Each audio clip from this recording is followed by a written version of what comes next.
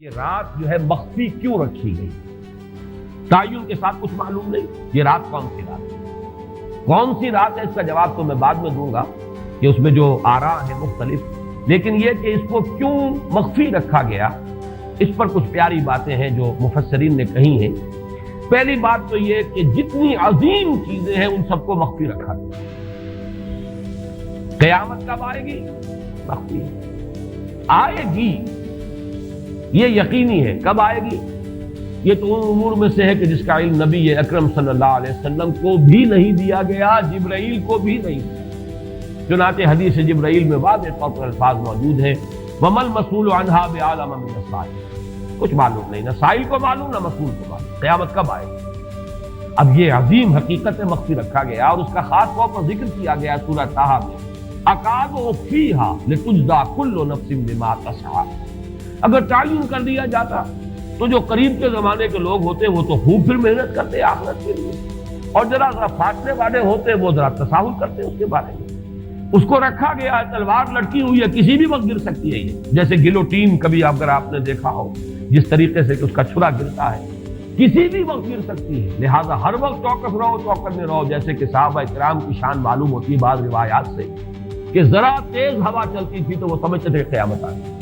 اس درجے استحضار تھا، اعصاب کے اوپر اس کا اتنا اثر تھا کہ ذرا تیز جھکڑ چلا اور انہوں نے سمجھا قیامت آ گئی۔ تو اس طریقے سے قیامت کو مخفی رکھا گیا۔ أَكَادُ أُخْفِيهَا لِتُجْزَىٰ كُلُّ نَفْسٍ بِمَا تَسْعَىٰ۔ نہ آج سے 100 برس پہلے والوں کو معلوم تھا کہ قیامت کب آئے گی، نہ آج والوں کو معلوم ہے، نہ اگر ابھی دنیا کی عمر ہے ابھی 100 برس اور تو قیامت سے ایک دن پہلے بھی شاید یقینی طور پر معلوم نہ ہو سکے کہ کل قیامت آ رہی ہے، تاکہ ہر وقت جو ہے امتحان اتنا ہی شدید رہے، اتنا ہی کڑا امتحان رہے ہر ایک کے لیے۔ لِتُجْزَىٰ كُلُّ نَفْسٍ بِمَا تَسْعَىٰ، تاکہ ہر ذی نفس کو بدلہ ملے اس کی سعی کے مطابق۔ اسی طریقے سے موت کا وقت معلوم نہیں، وَمَا تَدْرِي نَفْسٌ بِأَيِّ أَرْضٍ تَمُوتُ، کہاں موت آئے گی کچھ معلوم نہیں، کہاں موت آئے گی، کب موت آئے گی کچھ معلوم نہیں۔ اسی طرح نوٹ کیجئے صلاۃ وسطیٰ، حافظوا علی الصلوات والصلاۃ الوسطیٰ معین نہیں ہے، اس کے لیے آراء اگرچہ ہے، اکثر آراء جمع ہو گئی ہیں صلاۃ العصر کے بارے میں، لیکن تعین سے حتمی طور پر نہیں کہہ سکتے۔ یہ رائے بھی ہے کہ کوئی بھی معین نہیں، تمام نمازیں جو ہیں وہ صلاۃ وسطیٰ کی حکم میں۔ بہترین نماز کوشش کرو کہ پوری محافظت کرو، صرف نماز کی نہیں، بہترین نماز، ہر نماز تمہاری بہترین نماز ہونی چاہیے، ہر روز روز عید ہو، ہر شب شب برات۔ اگر اللہ تعالیٰ کے ساتھ کوئی قلبی ربط ہے تو ہر دن جو گزر رہا ہے وہ روز عید ہے، اور ہر شب جو گزر رہی ہے وہ شب برات ہے۔ لیکن اگر وہ کہ انسان کو غفلت ان کے قلب پر طاری ہے تو وہ عید کا دن بھی اس کے لیے ایک عام دن ہے، اور شب برات بھی اس کے لیے ویسی ہی ایک رات ہے جیسی کہ ہر روز آتی ہے اور چلی جاتی ہے۔ اس اعتبار سے اس کو بھی خاص جو ہے معین نہیں کیا گیا صلاۃ وسطیٰ کون سی۔ اسی طرح بعض روایات میں جو آتا ہے اس میں اعظم، اللہ کا ایک نام ایسا ہے کہ اس کے واسطے سے اللہ سے جو بات مانگی جائے وہ رد نہیں ہے، لیکن وہ کون سا نہیں بتایا گیا۔ اقوال ہیں، اندازے ہیں، حی و قیوم پر زیادہ، الحی القیوم پر زیادہ لوگوں کا جو ہے وہ اجماع ہوا ہے، لیکن یہ کہ یقین سے نہیں کہتے۔ تو اسی میں اس کو بھی نوٹ کر لیجئے کہ اس کو مخفی رکھا گیا ہے لیلۃ القدر کو۔ لوگ زیادہ سے زیادہ محنت کریں، زیادہ سے زیادہ مشقت کریں، اس کے لیے جو بھی اس کی قدر و منزلت سے کسی درجے میں آگاہ ہے، وہ اگر معین ہی ہو جاتا کہ ایک شب یہ ہے تو پھر تو سب کے سب اس رات میں محنت کر لیتے، باقی راتیں جو ہیں وہ پھر سونی اور ویران گزرتی۔ لیکن یہ کہ مطلوب یہ ہے کہ زیادہ سے زیادہ راتیں آباد ہوں، زیادہ سے زیادہ راتوں میں ذکر ہو، عبادت ہو، دعا ہو، اس لیے اس کو مخفی رکھا گیا، یہ حکمت ہے۔ اس میں بھی ایک عجیب نکتہ ہے جو امام راضی رحمۃ اللہ علیہ نے بیان کیا ہے، اور حوالہ اگرچہ نہیں دیا اس حدیث کا، لیکن ایک روایت کے حوالے سے بات بیان کی ہے کہ اس کے ظاہر نہ کرنے میں بھی اللہ کی ایک شفقت اور رحمت ہے بندوں کے حق میں، اس لیے کہ اس کی قدر جتنی زیادہ ہے اتنی ہی اس کی ناقدری پر سزا ہوگی۔ اگر معلوم ہو کہ یہ شب ہے اور اس کی ناقدری کو انسان کرے تو گویا کہ پھر وہ اتنا ہی زیادہ مورد عقاب اور مورد سزا بن جائے گا۔ اس کے لیے ایک بڑا پیارا واقعہ نقل کیا امام راضی نے کہ حضور صلی اللہ علیہ وسلم حضرت علی رضی اللہ تعالی عنہ ایک روز مسجد میں داخل ہوئے، ساتھ ہی آئے ہیں، دیکھا کہ ایک شخص سو رہا ہے، نماز کا وقت ہو چکا تھا۔ حضور نے حضرت علی سے فرمایا کہ اسے جگا دو، اسے ہوش میں لے آؤ تاکہ یہ وضو کرے، نماز کے لیے تیاری کرے۔ حضرت علی نے امتثال امر کیا، جا کر جگا دیا۔ لیکن پھر ایک سوال کیا حضرت علی کہ حضور آپ تو خود نیکی کے کاموں میں بہت سبقت فرمانے والے ہیں، سباق بالخیر یہ لفظ ہے، سبقت کرنے والے بہت کثرت کے ساتھ، تو آپ نے یہ جو ہے یہ کام خود کیوں نہیں فرمایا اور مجھے کیوں اس کے لیے آپ نے حکم دیا؟ آپ خود بھی اسے جگا سکتے تھے۔ آپ نے فرمایا کہ تم اس کی حکمت کو سمجھ لو،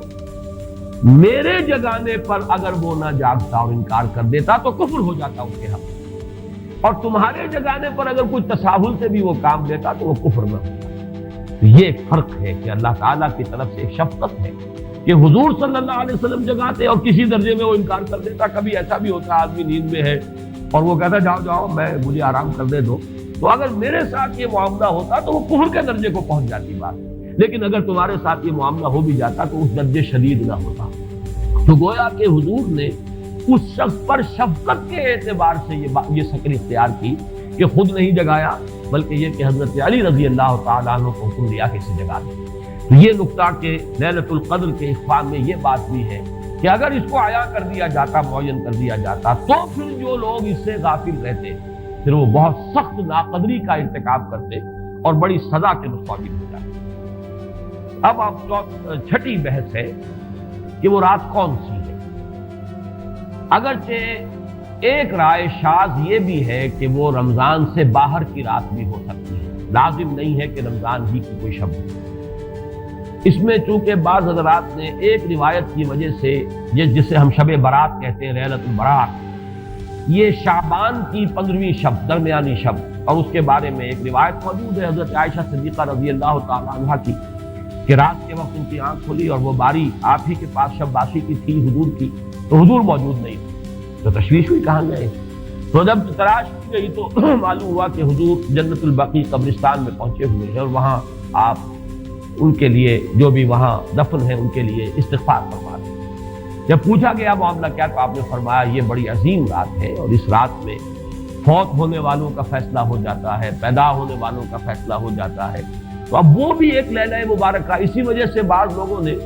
وہ جو سورہ دخان کی ابتدائی آیات ہیں انا انزلناہ فی لیلۃ مبارکۃ، اس کو محمول کیا ہے اسی رات پر کہ جس کو ہم شب برات کہتے ہیں اپنی عام اصطلاح میں، لیلۃ البرات اسے عربی میں کہا جاتا ہے۔ برات کے معنی کسی کا چھٹکارا پا لینا۔ یہ شب برات جو ہے وہ برات شادی والی برات نہیں ہے، بلکہ یہ برات کا لفظ ہے عربی زبان کا، جو ہمارے ہاں وہ غلط العام میں برات شب برات بن گیا ہے۔ برات من اللہ ورسولہ، جو سورہ برات کا پہلا لفظ ہے کہ چھٹکارا پانا، کہ وہ رات بھی ایسی ہے کہ اس میں انسان استغفار کرے اور اللہ تعالیٰ سے اپنے گناہوں کی معافی مانگے تو اپنے آپ کو جہنم سے چھٹکارا دلا سکتا ہے، وہ شب برات۔ اس اعتبار سے کچھ لوگوں نے گمان کیا کہ شاید لیلۃ القدر اور لیلہ مبارکہ اس حدیث کی روح سے وہی شب ہے، وہ ظاہر بات ہے کہ خارج از رمضان مبارک ہے، اور یہ کہ اس کے علاوہ بھی بعض آراء ہیں، لیکن یہ آراء جو ہے شاذ کے درجے میں یہ کہہ سکتا ہوں کہ تقریباً اجماع ہے اس پر کہ یہ رات رمضان مبارک ہی کی ایک رات ہے۔ اس کی دلیل ایک تو یہ کہ القرآن یفسر بعضہ بعضا کے اصول کے مطابق قرآن مجید کے اندر سورہ بقرہ میں واضح کر دیا گیا شہر رمضان الذی انزل فیہ القرآن، رمضان مبارک کا مہینہ وہ ہے کہ جس میں قرآن نازل کیا گیا، اور یہاں فرمایا انا انزلناہ فی لیلۃ القدر، ہم نے اس کو اتارا ہے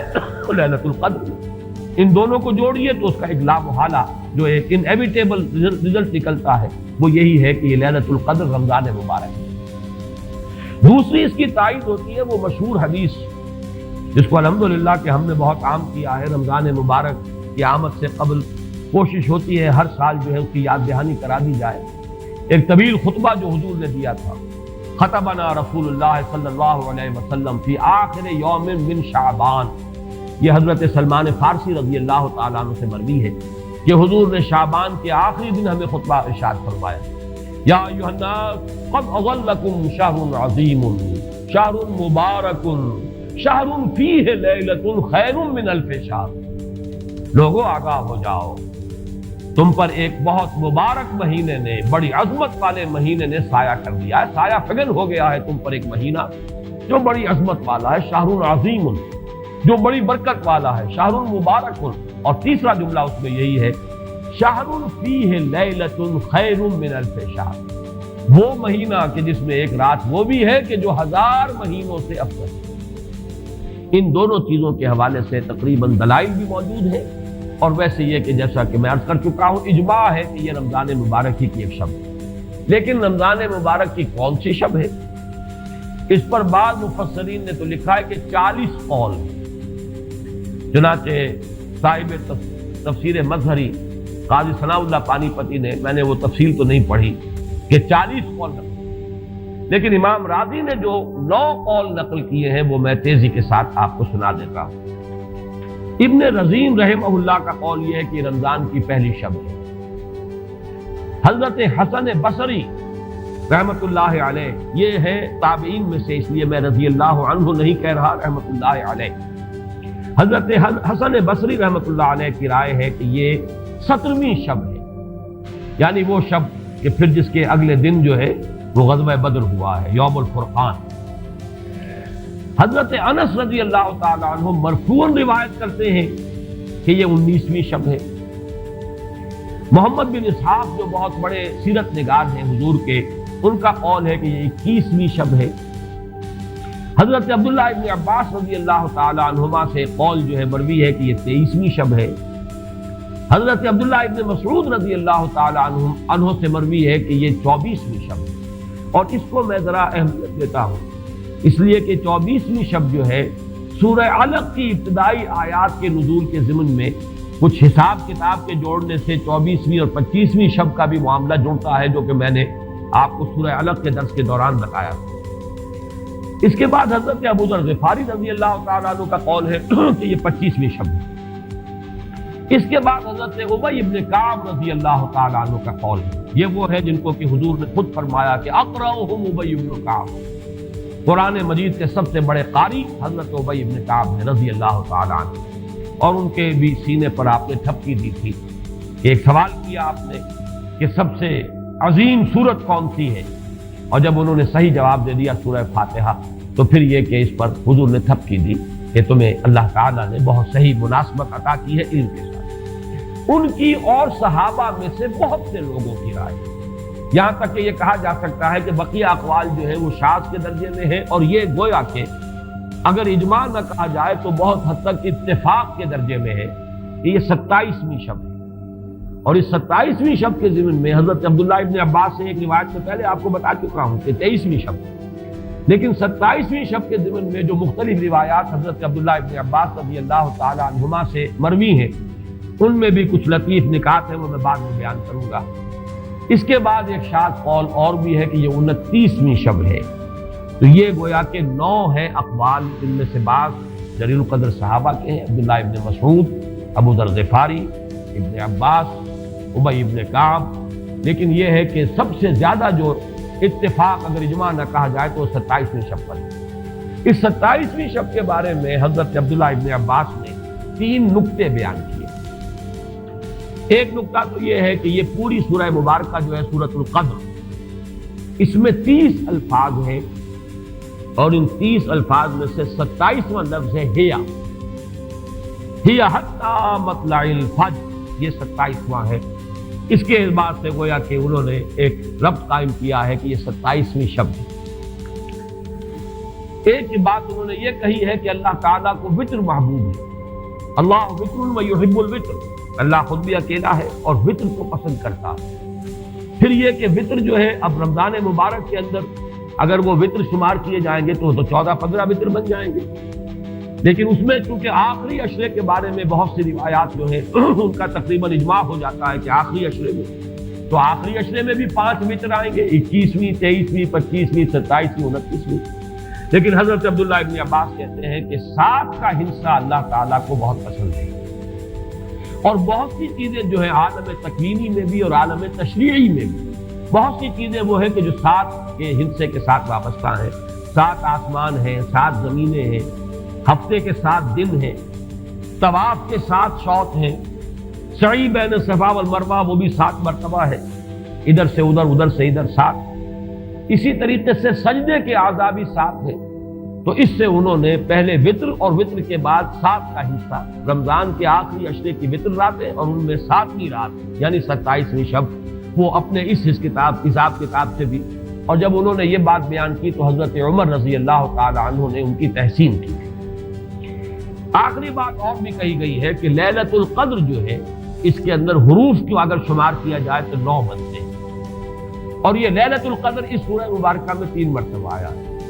انا انزلناہ فی لیلۃ القدر وما ادراک ما لیلۃ القدر لیلۃ القدر خیر من الف شہر. اس اعتبار سے بھی 3 کو ضرب دی جائے 9 سے تو وہ بھی 27 کا عدد بنتا ہے.